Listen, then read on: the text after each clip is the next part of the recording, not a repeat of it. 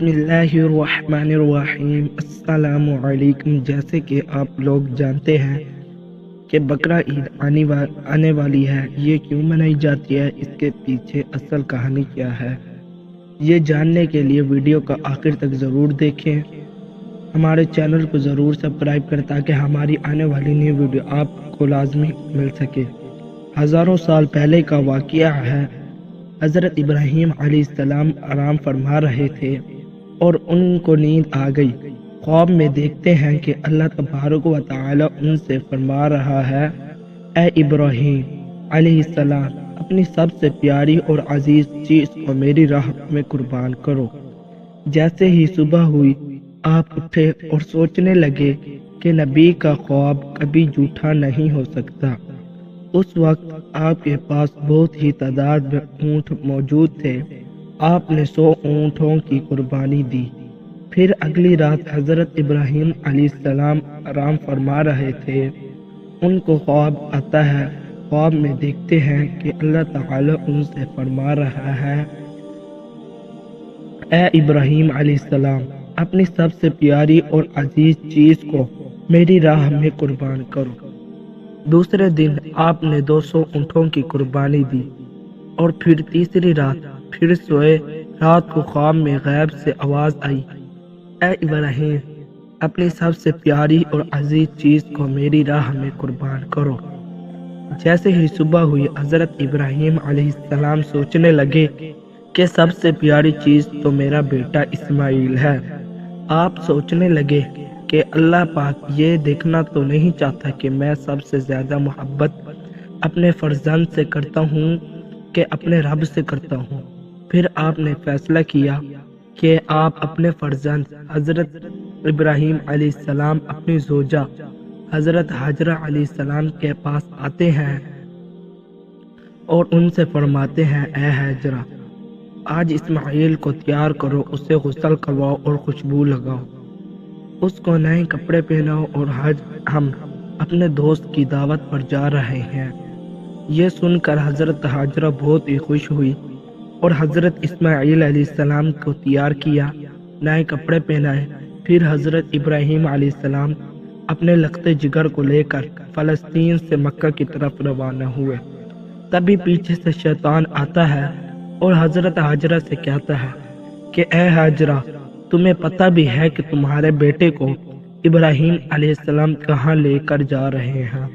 وہ انہیں دوست کی دعوت میں نہیں لے کے جا رہے، انہیں مارنے کے لیے لے جا رہے ہیں۔ بی بی حاجرہ نے فرمایا، اے شیطان، تم پر لعنت ہو، میرے ابراہیم ایسا کیوں کریں گے؟ وہ اپنے بیٹے کو کیوں ماریں گے؟ تو شیطان بولا کہ حضرت ابراہیم علیہ السلام نے خواب میں دیکھا کہ انہوں نے اپنے بیٹے کو قربان کرنا ہے، اس لیے وہ اللہ تعالی کی راہ میں اسماعیل کو قربان کرنے جا رہے ہیں۔ تو حضرت بی بی حاجرہ نے فرمایا، اے شیطان، تم پر اللہ تعالی کی لعنت ہو، اگر یہ ہماری رب کی طرف سے حکم ہے تو اسے ایک اسماعیل تو کیا، ہم ہزاروں اسماعیل بھی اللہ کی راہ میں قربان کر دیں گے۔ یہ شیطان حضرت اسماعیل علیہ السلام کے پاس کہنے لگا کہ تمہیں پتہ ہے کہ تمہارے بابا تمہیں کہاں لے کر جا رہے ہیں؟ وہ تمہیں اللہ کی راہ میں قربان کرنے کے لیے لے جا رہے ہیں۔ تو حضرت اسماعیل نے فرمایا کہ میرے بابا مجھے اللہ کی راہ میں قربان کر دے، اس سے بڑی خوش قسمتی اور کیا ہو سکتی ہے میرے لیے۔ پھر شیطان یہی سوال لے کر حضرت ابراہیم علیہ السلام کے پاس آیا اور کہنے لگا کہ تم اپنے لختے جگر کو کیوں قربان کر رہے ہو؟ تمہیں پتہ بھی ہے کہ تمہاری قربانی قبول ہوگی یا نہ ہوگی؟ یہ تمہارا بیٹا ہے، تمہارا لختے جگر ہے، تو اسے قربان نہ کرو۔ پھر حضرت ابراہیم علیہ السلام پتھر اٹھا کر شیطان کو مارتے ہیں اور اسے لعنت دیتے ہیں۔ بتایا جاتا ہے کہ تب مکہ شریف میں حج کے دوران شیطان کو پتھر مارا جاتا ہے۔ پھر حضرت ابراہیم علیہ السلام آگے بڑھنے لگے اور اپنے لختے جگر سے کہنے لگے، اے بیٹا، آپ کو پتہ ہے کہ ہم آپ کو اللہ کی راہ میں قربان کرنے کے لیے لے جا رہے ہیں۔ تو حضرت اسماعیل علیہ السلام نے فرمایا کہ اے بابا جان، میرے لیے اس سے بڑی خوش قسمتی اور کیا ہے کہ ایک اللہ کے نبی مجھے اللہ کی راہ میں قربان کرنے کے لیے لے جا رہے ہیں۔ حضرت اسماعیل علیہ السلام نے فرمایا، بابا جان، میری آپ سے ایک التجا ہے، آپ میرے گلا کاٹو گے تو آپ مجھے دیکھ نہیں پاؤ گے، اس لیے آپ میرے ہاتھ پاؤں رسی سے باندھ دو، اور بابا میں چاہوں گا کہ آپ اپنی آنکھوں میں بھی پٹی باندھ لیں تاکہ آپ کو رحم نہ آئے۔ پھر کیا تھا، حضرت ابراہیم علیہ السلام نے اپنے بیٹے کے ہاتھ پاؤں باندھ دیے اور آنکھوں پر پٹی باندھی۔ پھر حضرت ابراہیم علیہ السلام اپنے بیٹے کو لٹاتے ہیں اور چھڑی اپنے ہاتھ میں لے کر چھری اپنے ہاتھ میں لے کر اللہ تبارک و تعالی سے فرماتے ہیں کہ اے پیارے اللہ، تم مجھے ایک تو کیا 1000 اسماعیل بھی قربان کرنے کو کہتا تو میں تیری راہ میں کر دیتا۔